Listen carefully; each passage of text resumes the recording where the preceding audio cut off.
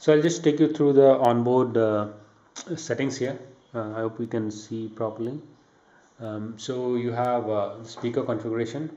First, to set up, make sure that it is set to the right configuration that you have set up your speakers in. Um, so just set it to Dolby Atmos, that is the present speakers, and make sure whichever speaker is enabled if you're not installed subwoofer, make sure it is set that way, because that will affect the sound output.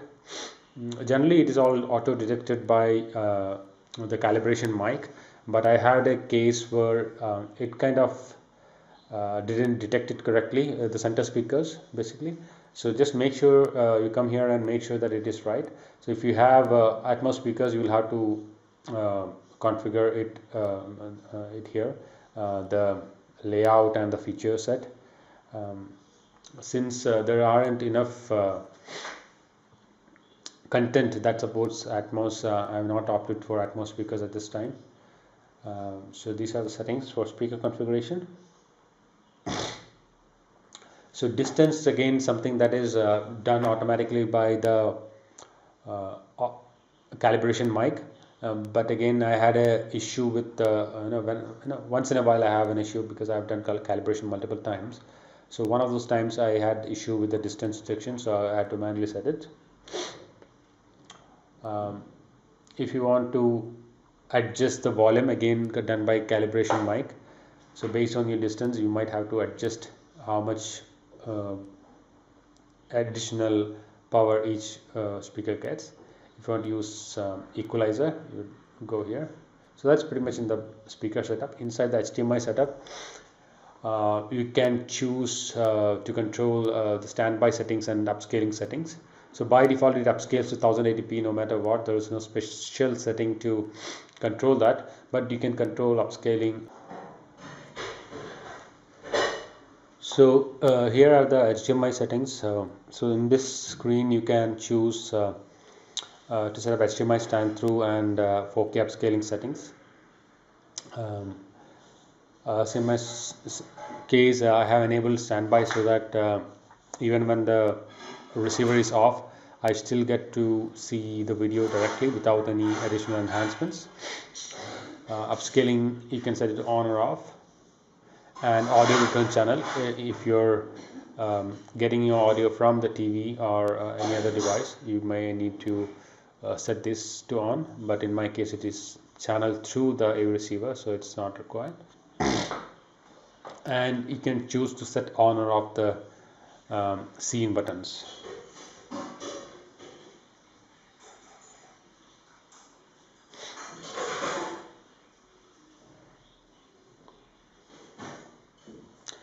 In your sound control, you have DSP parameters like cinema, DSP 3D mode, and center spread. So basically, to control audio, lip sync settings, dialogue level, and volume settings like which scale to use, dB scale or 0 to 97 scale. Then you have the echo to enable standby as well as enable echo mode on or off.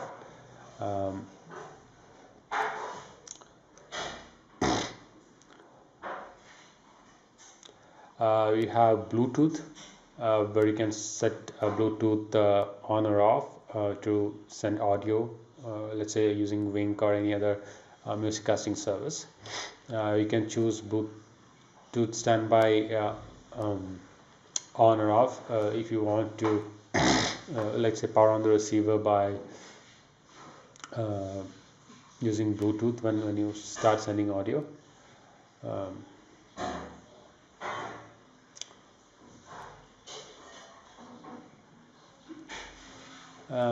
Then you have network settings to set your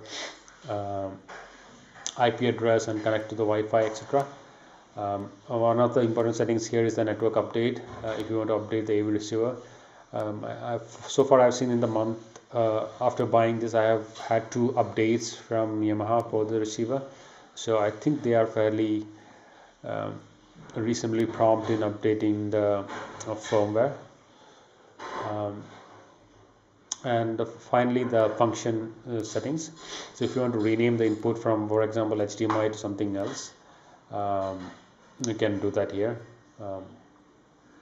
Plus if you want to skip some of the inputs, for example, I don't use AV1 or AV2 or aux channels, so you can skip all those stuff here, so that when you are switching audio using either the remote or the onboard button, it will be easier for you to switch between channels, so you don't have to, you have a smaller list of items to switch through. So that is more or less the settings. Actually, that's not it. If you go to the options menu, so here there's an options button here.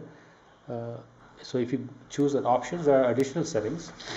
For example, one of the settings I use frequently is a signal info, to verify that I am receiving multi-channel or Dolby surround sound. So many times I have been fooled by by the audio that is getting transmitted. So many times I've seen that it is for the first 2 weeks or so, I've got I thought that I had multi-channel audio, but whereas when I came here and checked, it is always showing PCM and 2-channel. So it got me a while to fix that with the various devices that I use, like Chromecast and set-top box. So in this case, I know my video is stereo, so it's fine, but make sure when you're using supported devices, your format shows up as Dolby Digital or anything better than 2-channel basically. Here you can choose audio in. So if your audio and video are coming from 2 different sources, probably you can use a setting to choose that or change that.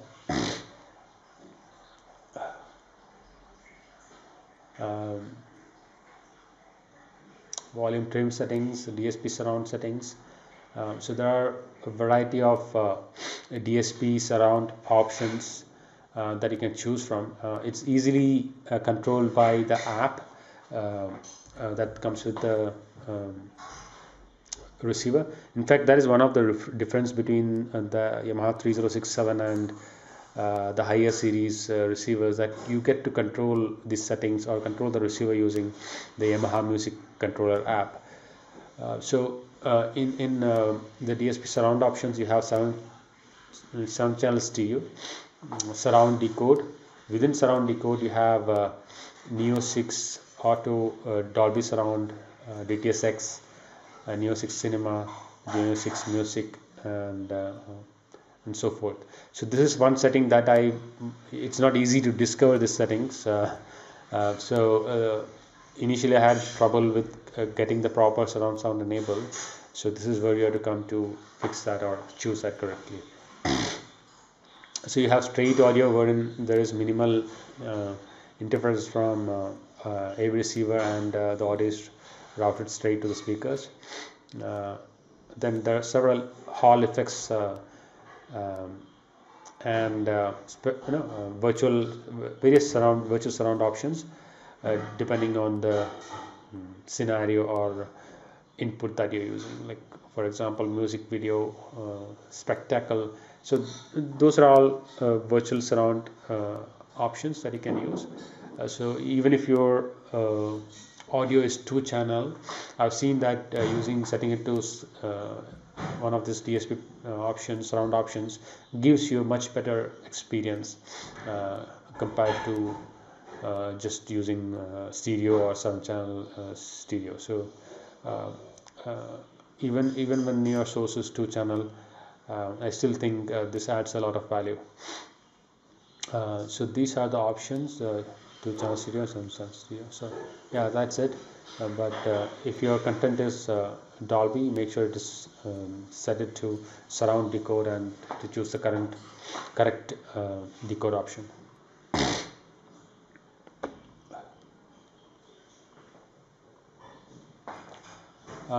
Then you have the tone control to adjust the treble and bass, and the input select, choose the input from this menu.